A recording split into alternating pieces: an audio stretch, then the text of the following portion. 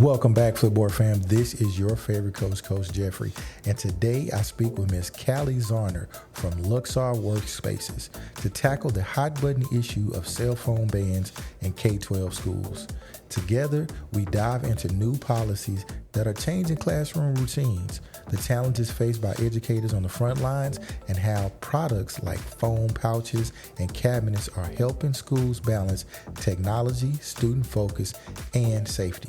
Listen here for practical insights on implementing distraction-free learning environments, considerations for students with unique needs, and a look at how classroom environments are evolving to support collaboration and critical thinking and engagement in a post-pandemic world.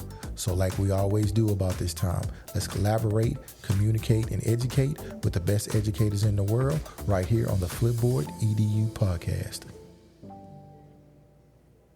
Welcome back, Flipboard fam. This is your favorite coach, Coach Jeffery, and I'm here with another amazing guest, Miss Callie Zauner. Welcome to the show. Thank you. Thanks for having me. Thank you for coming on. Tell our listening audience a little bit about yourself, please. Sure. My name's Callie Zauner. You'll hear it. The more I focus on what I'm saying, my Wisconsin accent comes out stronger. So we'll see how Midwestern this gets by the end of it. But I am from Wisconsin. I work for a company called Luxor Workspaces that's been designing furniture for offices, education, warehousing for the last 80 years. It's our 80th anniversary this fall.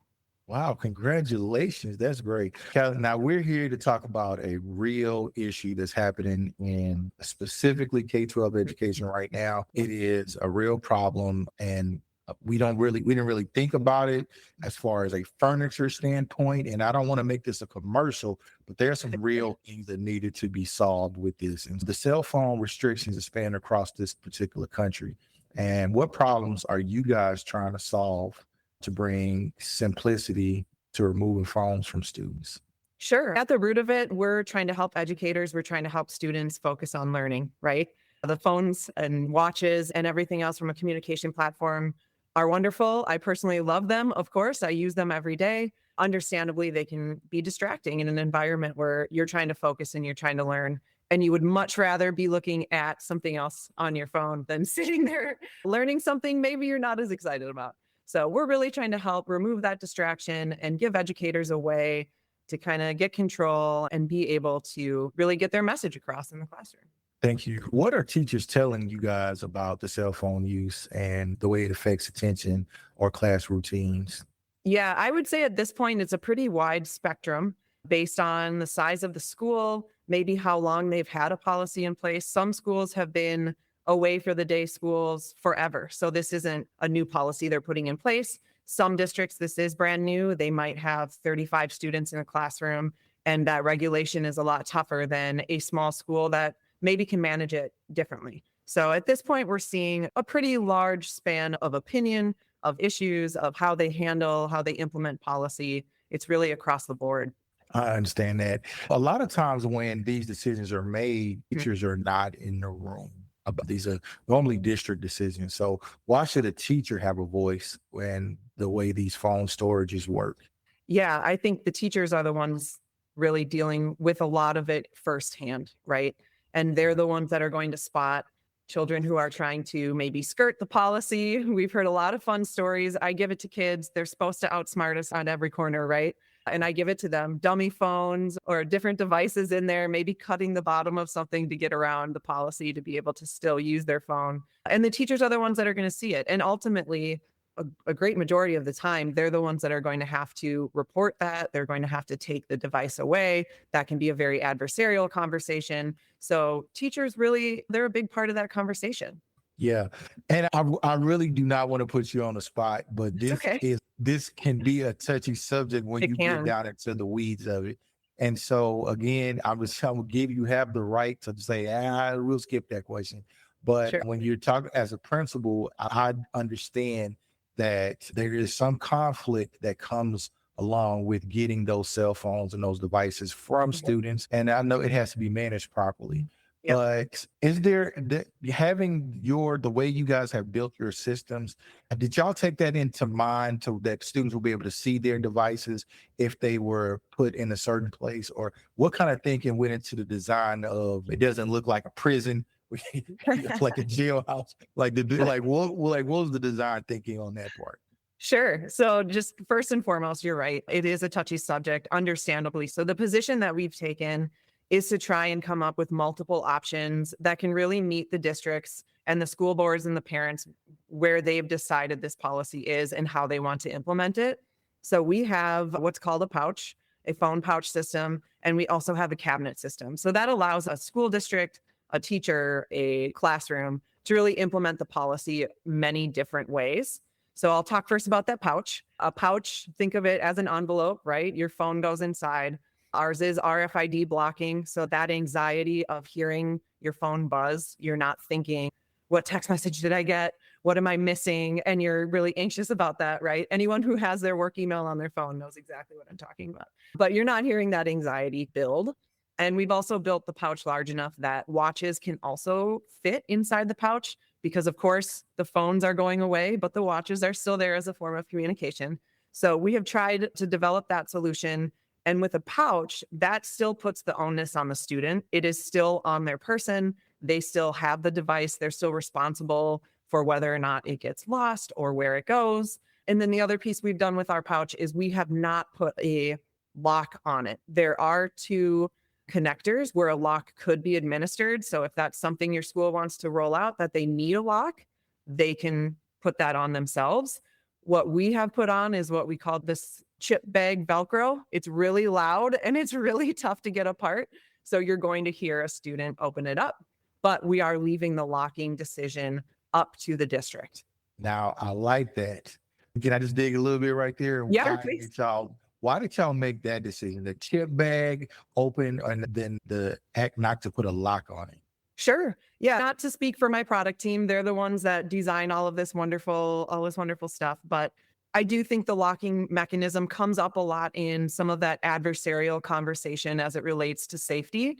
So I think there may be some schools that feel that's really important. There may be other schools that feel it's important to have that access in an emergency situation. So from our perspective, staying as neutral as possible to be able to fit those differences in opinion was really important to us. Yes, and I think that gives a lot of leeway when trying to manage that from my standpoint as an administrator. And talk to me about the case one. Sure. Yeah, the cabinet was actually the first item that we developed, and that idea originated from a school district. They came to us 2 years ago and they said, we've been buying your charging carts. We think this is probably in your manufacturing capabilities. Will you partner with us to make something like that? And it was really the start of this phone policy item rollout that we did. And so they worked with us on how many phones does it need to house and what's important to this. And the main factors were affordability, right? This is a new thing that they need to implement in the classroom that maybe they weren't budgeting for, and they don't want to take a lot from really important budgeting. So they want it to be really cost effective. So that was really point number 1. It's a price point sensitive area. 36 phones. We had to account for some chunky phone cases. We have seen that come up as a fun thing. I can't put my phone away. It doesn't fit. So we had to try and make the slots a little bigger. Of course, the wild rubber duck cases or shoe-shaped ones, those have to come off. They don't fit in there. But we did try and make the slots large enough. And then you alluded to it earlier, a clear door is very important because the anxiety of not being able to see your device and worried that someone's going to take it is something that the students talked a lot about. So it does have a clear door. It does have the ability to lock. We don't see that used when it is deployed in a one-to-one classroom environment. Usually that's just left open and the kids are depositing and picking up. But we do have some schools where students are required to deposit their device at the beginning of the day. The whole unit is locked. It is wheeled away on a cart to an administrative office. And then at the end of the day, it's wheeled back out for students to grab their phone.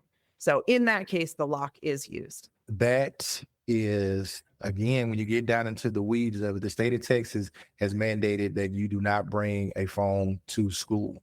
Yes. However, I have seen in places, I'm not going to say in which places, these phones are still around, and they're just varying different policies in order to police them. But I really like the options that you guys have. What purchasing trends are you guys seeing with districts trying to get these devices?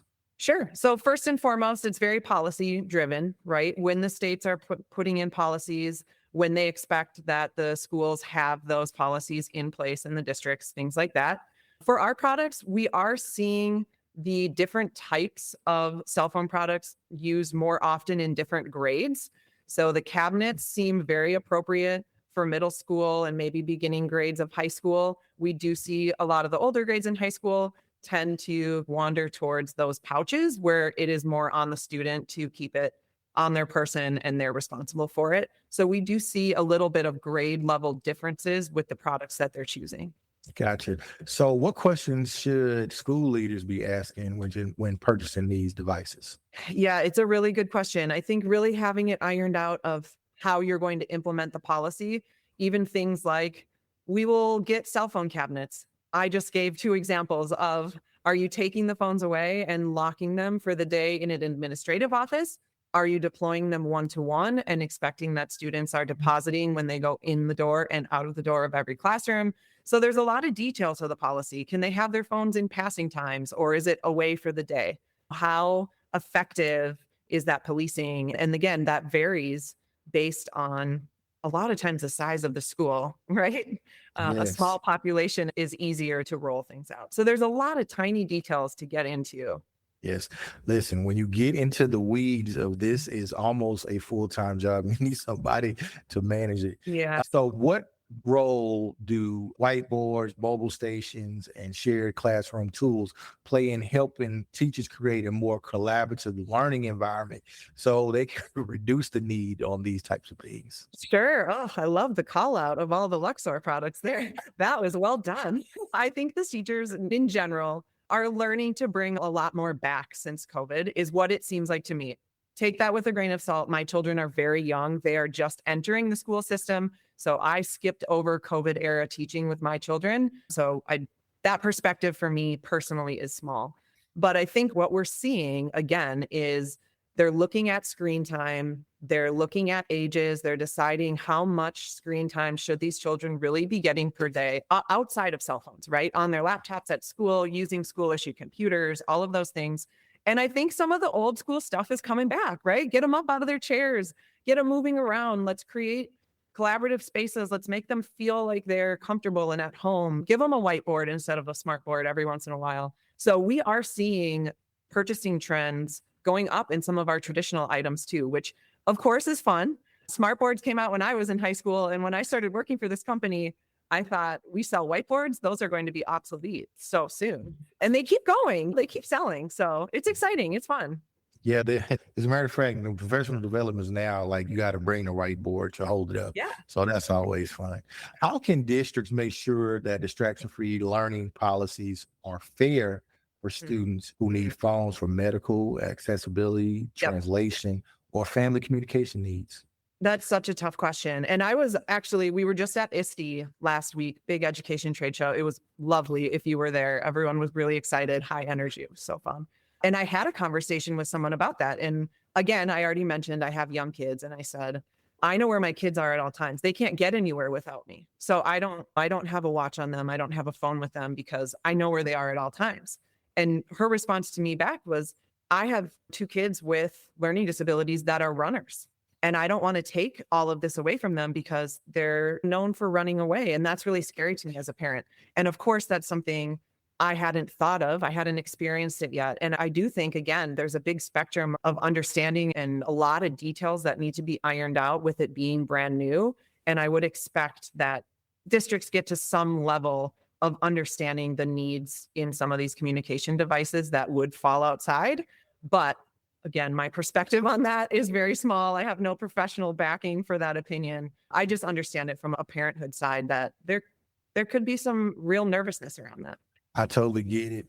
Speaking as from a principal standpoint and a father, my son is a high school football player who has seizures. And so the question is, sometimes when he's beginning to feel like he's beginning to have a seizure, he would call his mother. That can't happen anymore. Yeah. And so now I got 2 people that's about to lose it. So his mother, but she is not playing about that. And so it is an adjustment. And when you get down into the weeds of cell phone uses, where how cell phones are taken from children, there are a lot of things that have to be addressed. And I really don't want to put you on the spot, but that is what we are. Yeah, it was a law. It sounds great, but then there are other layers to it. It's like an onion.